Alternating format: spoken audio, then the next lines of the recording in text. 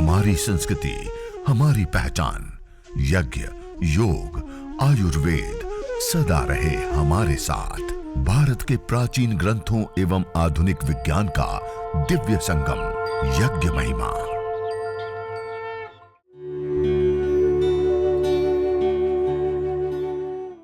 मौन आहुति देंगे। आइए। ओम स्वाहा। ओम सजोर्देवेन सवित्रा सजो रात्रेन्द्रवत्या जोषाणो अग्निर्वेतो स्वाहा। तो ये 4 आहुति सायंकालीन के मंत्रों से। अब हम करेंगे उभयकालीन के 8 मंत्रों से। ओम भूरग्नये प्राणाय स्वाहा।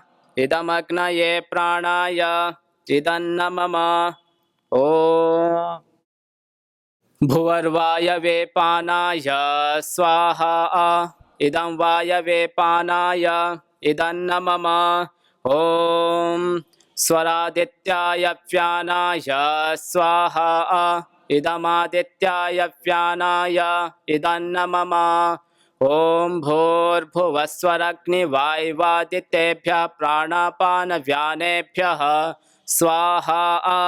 इदमग्निवायुवादितेभ्यः प्राणापानव्यानेभ्यः इदन्नमम। ओम आपो ज्योतिरसोमृतं ब्रह्म भूर्भुवस्वरों स्वाहा। ओम यां मेधां देवगणः पितरश्चोपासते तया मा मध्यमेधयाग्ने मेधाविनं कुरु स्वाहा। ओम विश्वानि देव सवितर्दुरितानि परासुव यद्भद्रं तन्न आसुव स्वाहा। ओम अग्ने नय सुपथा राये अस्मान् विश्वानि देव वयुनानि विद्वान् यो योत्यस्मज्जुहुराणमेनो भूयिष्ठान्ते नम उक्तिं विधेम स्वाहा। तो ये 16 आहुति, 4 आहुति हमने आघार वाज्य की दी ना, केवल घी की। 4 आहुति सायंकालीन से और 8 आहुति उभयकालीन। तो कितनी आहुति हो गई? 16। तो महर्षि दयानंद जी ने कहा कि प्रत्येक मनुष्य को कम से कम 16 आहुति से नित्य प्रति यजन अग्निहोत्र करना चाहिए। ठीक है जी। और जिनको अधिक करना हो तो गायत्री मंत्र है, महामृत्युंजय, या मंत्र ना आता हो तो उनको विकल्प क्या देना है? गायत्री मंत्र है, उससे वो 16 आहुति करें, या महामृत्युंजय से 16 आहुति करके वो यज्ञ पूर्ण कर सकते हैं। तो आइए अब हम पूर्ण आहुति करते हैं।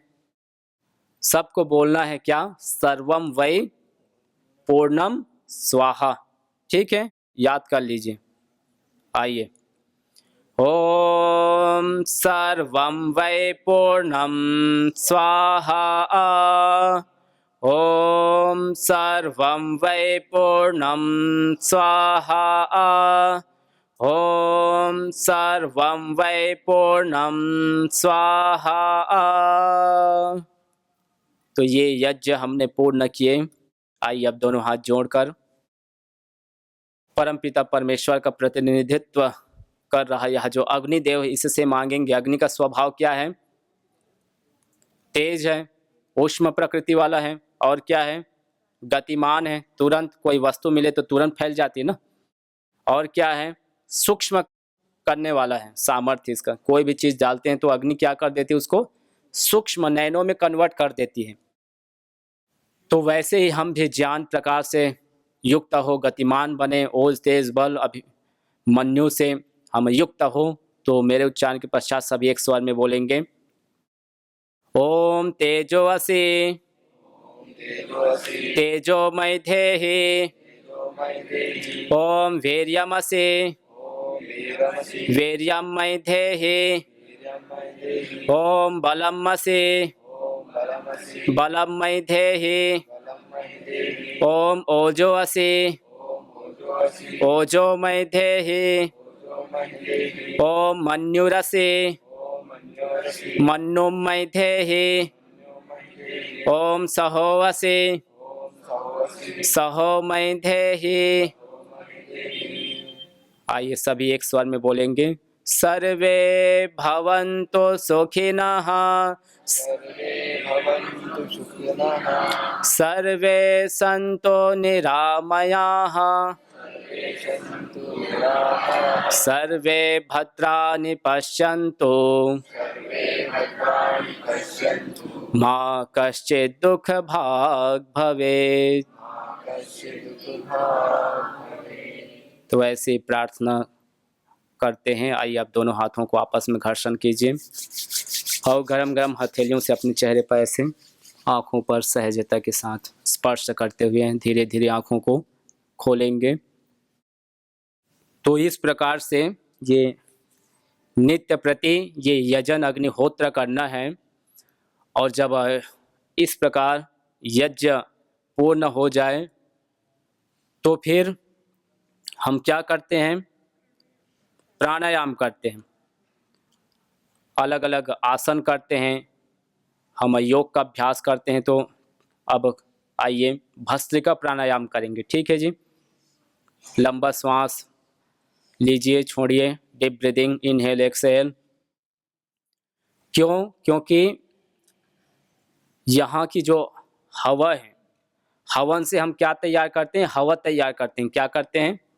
हवा। और वो हवा इतनी सूक्ष्म है, उस कारण से पावरफुल होने से जब हम इनहेल करते हैं तो तुरंत हमारे शरीर में सप्लाई होकर एक एक ऑर्गन्स में, एक एक सेल्स में जाकर किसी भी प्रकार की बीमारी है, रोग है, कष्ट है, बाधाएं हैं, पीड़ा है, उसको दूर करने का सामर्थ्य इस हवा में। इसीलिए इसको कहा विश्व भेषज। अवातवाहि भेषजम विवातवाहि यत्रपः त्वं ही विश्व भेषजो देवा नाम दूत ई ऐसे कहा कि जो हम श्वास लेते हैं वो सामान्य हवा नहीं है, वो सभी प्रकार के जितने भी दवाइयाँ हैं उसमें श्रेष्ठ दवाई क्या है? हवा है। और उस हवा को भी जब हम मेडिकेटेड बना देते हैं, एरोमेटिक बना देते हैं, मल्टीपल हम उसमें और औषधि प्राण ऊर्जा को भर देते हैं, तो उसका सामर्थ्य इतना हो जाता है कि वो शरीर में तुरंत हमारा असर दिखाना प्रारंभ कर देता है। तो लंबा श्वास आप भरो और धीरे धीरे छोड़ो। तो यज्ञ पूर्वक योग का अभ्यास जब करते हैं तो उसका जबरदस्त परिणाम अप्रतिम मिलता है। और ये पहली बार इस प्रकार से यज्ञ पूर्वक योग श्रद्धेय स्वामी जी, श्रद्धेय आचार्य जी के माध्यम से जो योगाग्राम है, नेचुरोपैथी सेंटर है, वहाँ पर रोग अनुसार से यज्ञ चिकित्सा, अलग अलग कुटियाएँ और 11 प्रकार की अलग अलग रोग अनुसार से ये सामग्रियाँ देख रहे हैं। ये सारे रिसर्च के आधार पर इसको तैयार किए गए और इसी से हम क्या कराते हैं, फिर ऐसे ही 11 आहुति 16 आहुति से हवन कराते हैं। फिर जब अग्नि शांत हो जाए धीरे धीरे तो उसी सामग्री को हम मध्य में छोड़ देते हैं और फिर उनको प्राणायाम कराते हैं, योग का अभ्यास कराते हैं, सूक्ष्म व्यायाम कराते हैं। तो अब कीजिए अनुलोम विलोम। अनुलोम विलोम का अभ्यास मस्तिष्क को और कैसे हम सबल बनाएं। आज धीरे धीरे मेमोरी पावर हमारी लॉस होती जा रही, ऊर्जा जो है, स्मरण शक्ति क्षीण होती जा रही है, प्रज्ञा अपराध की संख्या बढ़ती जा रही है। तो अपनी धीरे धीरे स्मृति को कैसे बना कर रखें, उसके लिए जब हम हवन में मस्तिष्क संबंधी जो सामग्री, इसमें मेधेष्टि आपको दिख रही होगी, मेधेष्टि हवन सामग्री से हम क्या करते हैं, जिनको मस्तिष्क संबंधी डिजीज हो, रोग हो, अल्जाइमर, एपिलिप्सी, अनिद्रा की समस्या, स्मरण शक्ति क्षीण पड़ गई हो, तो ये मेधेष्टि हवन सामग्री है। इसी से हम हवन करते हैं, फिर उसी में प्राणायाम कराते हैं। तो ये साथ में गुग्गल है, तो इसको डालते हैं साथ में ऐसे गुग्गल और उसी में फिर प्राणायाम कराते हैं। तो इसका जबरदस्त प्रभाव गूगल के बारे में भी बताया गया है कि न तम यक्ष्मा अरुंधते नैनं शपथो अश्नुते यम भेषजस्य गुलगुलो हो सुरभि गंधो अश्नुते। कहा कि जिनको इस गूगल की सुगंध, जिनको ये मेधेष्टि सामग्री की औषधीय सुगंध प्राप्त हो जाती है, उनको किसी भी प्रकार से मस्तिष्क संबंधी ब्रेन की समस्या, ब्रेन इंजरी की समस्या है, उसमें ज़बरदस्त अनिद्रा वाले को, डिप्रेशन वाले को एक ही दिन में रिजल्ट मिलता है। और ये हम योग ग्राम में पा रहे हैं कि यज्ञ चिकित्सा, यज्ञ थेरेपी किस प्रकार से होती है, सरल है और परिणाम अद्भुत है। तो ऐसे हर कोई अपने घर में कर सकता है कि नहीं कर सकता, छोटा सा, वो तो बहुत बड़ा है, लेकिन आपको जो सिखा रहे हैं, जो आगे कराना है, जो घर तक पहुंचाना है, वो ये माध्यम है। छोटा सा कॉपर का हो तो बहुत अच्छा है, ना मिले तो आप मिट्टी का हवन कुंड उपयोग में ले सकते हैं। तो ऐसे आपको सजाना है, इस प्रकार से करना है और फिर वहीं बैठकर प्राणायाम कराना है। आज क्या है, लोग हवन करते हैं लेकिन प्राणायाम नहीं करते ना। हवन करते ही हवन कुंड को घर से बाहर रख देते हैं। तो उसको बाहर नहीं रखना है, अंदर रखना है, तब उससे उठ रही जो एरोमेटिक जो एनर्जी है, ऊर्जा है, वायु है, वो हमारे श्वास के माध्यम से जाएगी। फिर वैसे ही ये कफेष्टि है, जो कफ संबंधी है ना, जिनको अस्थमा दमा की समस्या हो, साइनस एलर्जी, कफ कोल्ड की समस्या हो, तो उसके लिए कफेष्टि हवन सामग्री है, कफ जनित रोगों के लिए। फिर वैसे ही हृदयेष्टि, जिनको हाई बीपी, हाइपरटेंशन है या फिर हार्ट ब्लॉकेज है, उसके लिए हृदयेष्टि हवन सामग्री है। वैसे ही फिर ये संततिष्टि, जो इनफर्टिलिटी की समस्या काफ़ी बढ़ती जा रही है ना, खान पान के कारण से, प्रदूषित हवा के कारण से, तो इनफर्टिलिटी को भी दूर करने का सामर्थ्य इस सामग्री में है और ये हमने परिणाम पाए हैं। तो इससे भी वैसे हवन करना है, 11 आहुति, 16 आहुति, 21 आहुति, इसको फिर अंगारों में से आप रख दो मध्य में, और उसी में उनको कपाल भाती है, अलग अलग जो पेट के आसन है वो सारे कराओ, तो ज़बरदस्त उसमें परिणाम आता है। तो इनफर्टिलिटी से लेकर फिर मासिक धर्म वाली समस्या है, प्रोस्टेट की समस्या है, या और जो उस प्रकार से हार्मोन्स इनबैलेंस है, पुरुष वर्ग हो या स्त्री वर्ग हो, तो उसके लिए ये संततिष्टि। फिर वैसे ही पित्तेष्टि, जिनके शरीर में गर्मी बढ़ जाती, पित्त, एसिडिटी, चाहे हाइपर एसिडिटी हो या एसिडिटी सामान्य हो, गर्मी बढ़ जाती है, पिंपल्स निकल आते हैं, आँखों में फिर प्रभाव डालता है, तो उसके लिए पित्तेष्टि सामग्री, पित्त गर्मी को शांत करने के लिए, एसिडिटी को कम करने के लिए। फिर वैसे ही चर्मेष्टि, चर्म रोगों के लिए, जिनको स्किन की समस्या, ल्यूकोडर्मा लेप्रोसी, एलर्जी की समस्या स्किन में, या एक्जिमा सोराइसिस है, तो सूक्ष्म व्यायाम करते हुए आप सुनिए। फिर प्राणेष्टि है, जिनको ऑटो इम्यून डिजीज़ है, SLE, MS, MND की समस्या हो, या पूरे नर्वस सिस्टम वीक पड़ जाते हैं, उनके लिए प्राणेष्टि हवन सामग्री, जो वो लेते हैं ना इम्यूनोग्रिट, तो उसी से ये सामग्री बनी। फिर प्रारब्धेष्टि, ऐसे रोग है, बीमारी है, जो पूर्व जन्म में हमारे कुछ गलत दोषों के कारण से इस जन्म में आ जाते हैं। सूक्ष्म शरीर के साथ में आप देखे होंगे कि समस्या बनी रहती है, फिर भी उसके कारण का पता नहीं चलता है ना, ऐसे भी होता है। एक वैसी एक अपनी बहन है, सुरेश भाई जी, जो मुंबई में रहते हैं, अपने साथ यज्ञ में जुड़े हुए हैं, उनकी बहन बेंगलुरु में रहती है, खाते खाते अचानक से आवाज़ चली गई भोजन करते हुए, और जब ब्लड टेस्ट कराए, सारे रिपोर्ट कराए वहाँ पर बेंगलुरु में, तो कोई रिजल्ट नहीं आए, पूरे शरीर क्या है नॉर्मल पाया गया। उसके बाद भी आवाज़ पूर्ण रूप से चली गई, बोल भी नहीं पाती थी। फिर जब बेंगलुरु में पता नहीं चला तो फिर मुंबई लाए, वहाँ पर करें, तो वहाँ पर भी सारे अलग अलग प्राइवेट हॉस्पिटल है, गवर्नमेंट के हैं, अपोलो से सब में चेक करा लिए, कोई भी शरीर में कमी नहीं पाई गई, शरीर बिल्कुल स्वस्थ था।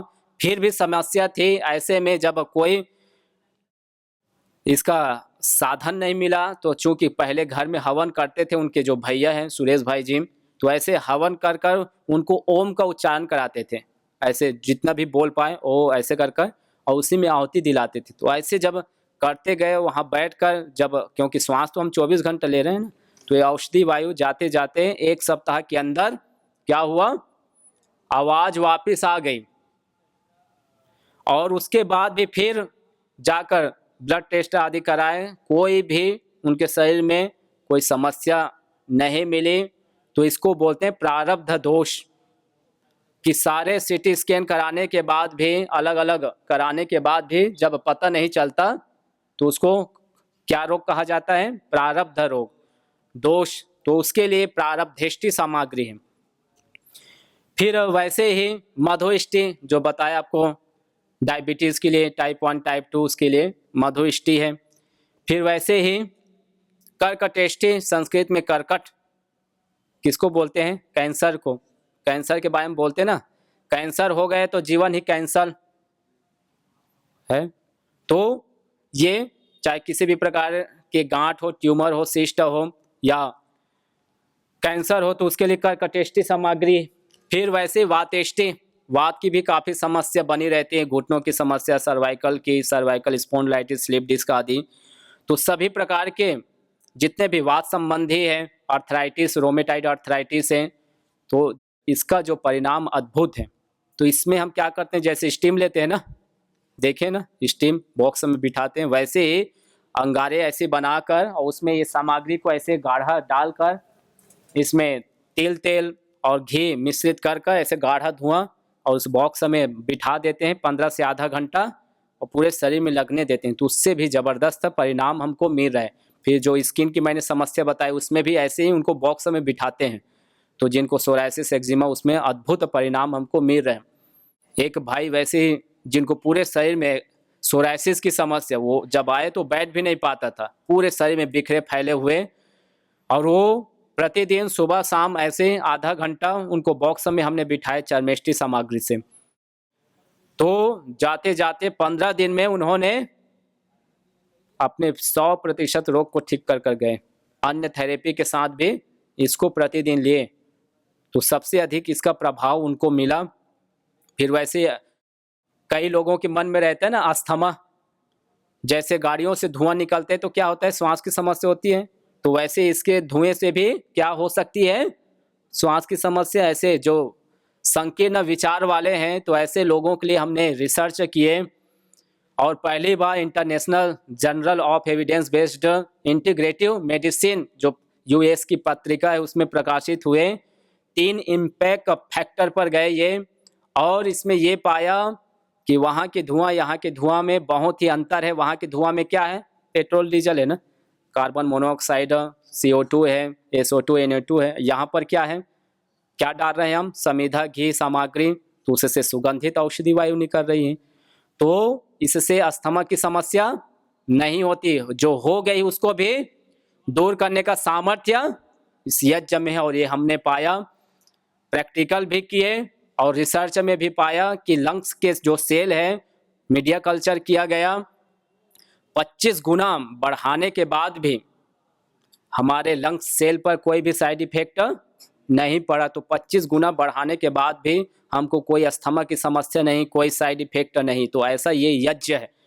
और एक माता बेंगलुरु से ही यहाँ पर आई थी, वो इन्हेलर लेती थी, अस्थमा की समस्या थी, उनको हमने कफेष्टि सामग्री की ऐसे ही हवन कराए, और उसे धीरे धीरे जो नम धुआं है उसमें हम उनको प्राणायाम कराए, लंबा गहरा धीरे धीरे श्वास भराए।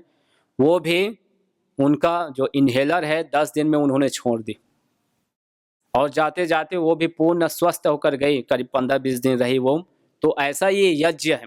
तो एक बहुत बड़ी ये चिकित्सा पद्धति है, ये एक थेरेपी है, और आने वाले समय में आप स्वयं इसके साक्षी बनेंगे कि योग आयुर्वेद के पश्चात हवन भी, अब यज्ञ भी पूरी दुनिया में स्थान बनाने वाला है।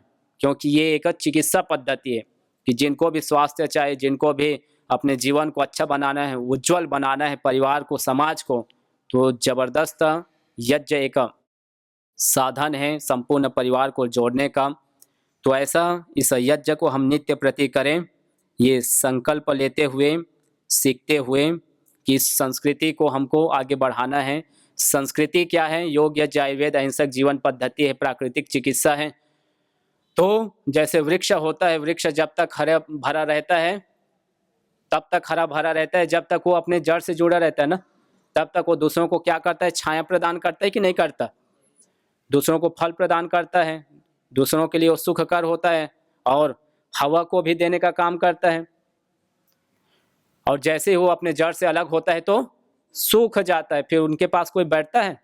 नहीं बैठते, कभी गिर जाए तो न छाया देता है। तो वैसा ही हम अपने रूट से, अपने मूल से जुड़े हैं। मूल क्या है? योग, यज्ञ, आयुर्वेद, प्राकृतिक चिकित्सा, अहिंसक जीवन पद्धति, हमारे जितने सारे वेद शास्त्र हैं वो सभी है। तो उससे जब तक हम जुड़े रहते हैं तब तक हम वृक्ष की तरह हरे भरे रहते हैं, स्वस्थ रहते हैं, आनंद में रहते हैं, तब तक हम निरंतर उन्नति को हम प्राप्त होते रहते हैं। तो ये संस्कृति है, और संस्कृति से क्या आता है? संस्कार आता है, संस्कार से हम संस्कारवान बनते हैं। तो ऐसी ये विधा है।